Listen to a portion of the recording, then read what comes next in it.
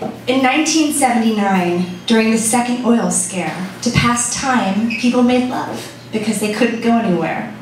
The day Carter put solar on the White House was the day I was conceived, and inside my mother's belly was the future president, she believed. So before I was even born, my mother knew I would go far, and when Reagan ripped the solar down, I was on my way to be a star. But I couldn't read or write, and the school thought that I was slow, so screw them, my mother said, off to New York City we would go. As we barreled down the freeway in my minivan towards my dream, the Odyssey tanker exploded, 43 million gallons, never cleaned.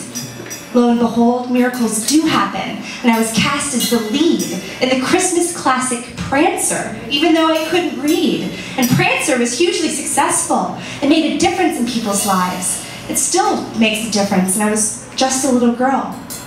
By the time I learned to read, the first Gulf War had come around. Iraqis opened all their pipelines to try and slow the US down. It was the largest spill in history, a 300 million gallon flow, and when the soldiers came home sick, the cause no one would ever know. They called it Gulf War Syndrome. 20,000 soldiers sick in bed. Cancer, respiratory problems, miscarriages. Doctors said it was all in their head. One man said, it's the same old story they told us after Vietnam. It's not the Agent Orange, it's just the stress, so please, mister, just stay calm. By 1996, I had this feeling in my gut that there was more to that Gulf War, but I didn't know exactly what. Then, this guy came on TV. He was driving the veggie van. He made fuel from cooking oil. Man, this guy had a plan. He said, we don't need more wars to secure the USA. We have all the fuel we need, and we're throwing it all away. He grew up in Louisiana. He saw his mother nearly die. He saw Cancer Alley riots and understood firsthand the reason why. I was so inspired that this one guy was out there transforming the planet. He jump-started the biodiesel movement. Screw that oil business, damn it. It really sparked something in me, a calling to a higher cause. We can create a better world. We can overcome our flaws. So when I became an adult, I moved out to LA with stars in my eyes and a big dream leading the way. But much to my disappointment and to my friends and family, the best that I could do was be a scream queen on TV. But no horror movie could compare to the real-life tragedy when the planes hit those towers, felt like they crashed into me. And back to war we went, a good excuse to secure more oil. And when they hit those coffins returning home, oh, my blood that did boil. I quit acting and I stumbled from career to career. I was searching and searching for the right way to veer. And then, one day, I saw him. I knew I would marry this man. And parked in his backyard was the veggie van. Call it coincidence, call it fate, call it whatever you will. But when we came together, even the planet stood still. We devoted our lives to living sustainably on Earth. And from our love came the awareness that our film Fuel would birth. Fuel won at Sundance and went on tour across the US. He drove the van, I drove the bus to try and get us all out of this mess. We raised money for algae fuel, and millions heard our rallying cry. But when the cost of oil spiked, our noble message would soon die. The cost of food went up around the world, and we were called biofools.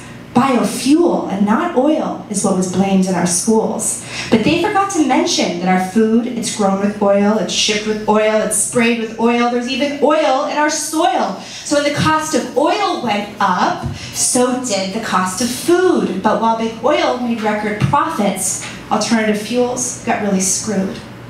We were ready to give up. We'd done all we can. And then on Earth Day 2010, the BP oil spill began. We thought, this could be it. Finally, Americans will see if they could understand this devastation. It could be the key to set them free.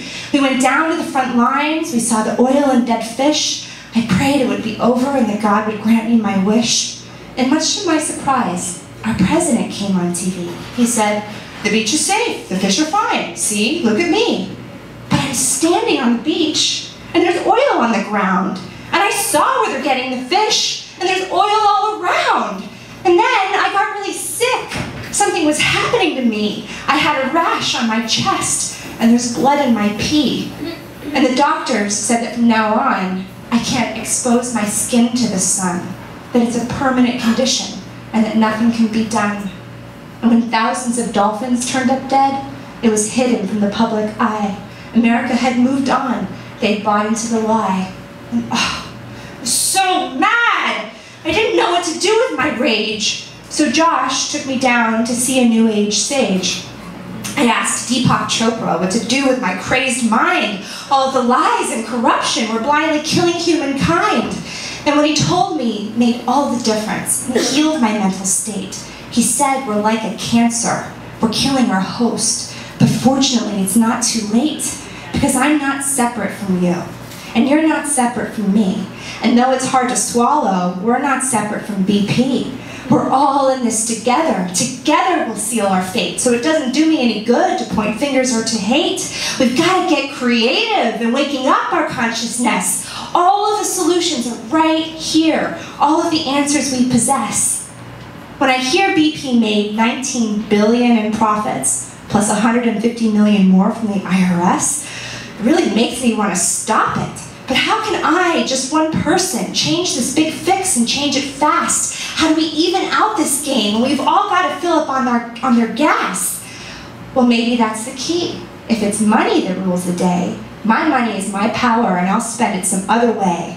I'll ride my bike, an electric car, and hold my money back from the crooks. I'll support biofuels and give ethanol a second look. We are all part of one, each thing serving another. If we want to survive, we've got to mimic our great mother. As I sit around the table tackling our oil fix, I see mostly men. There's not many women in the mix. Somewhere we got off balance with women, disempowered. Women's suffrage? It ain't over, even at this late hour. And maybe that's why we're seeing our Mother Earth so raped. We Western women have grown complacent and act as if our mouths are taped. Every 20 minutes, another species is completely killed. And every year on average, there's 13,000 oil spills. So unite, people, unite! We cannot wait any longer, or Mother Earth, she'll kick us off, and she's a hell of a lot stronger. I assert that all it takes is you listening to this rhyme to bring the heart back to this world and save us all while there's still time. As for my mother's dream of me being the president, it ain't over till it's over, but for now I'm content. I'm a bold stand for freedom, starting with myself. And if I want to heal the world, then I'll start with my own health. And everything I touch, and everywhere I go, I will look to Mother Earth to see where I must grow. Because if I'm not growing myself, I know I must be dying. If I'm not expanding, I'm contracting. My highest self I'm denying. But don't count on me. I can't save us all, I fear. I pass the ball to you. What will you do when you leave here? We came here tonight to expand our minds. So please repeat this after me. There's no one else coming. It's up to me to set us free. There's no one else coming. It's up to me to set us free. I'm getting off oil, starting with BP. I'm getting off oil, starting with BP. I acknowledge you for being here and for listening to my poem. The highest me sees the highest you. As one, let's respect our sacred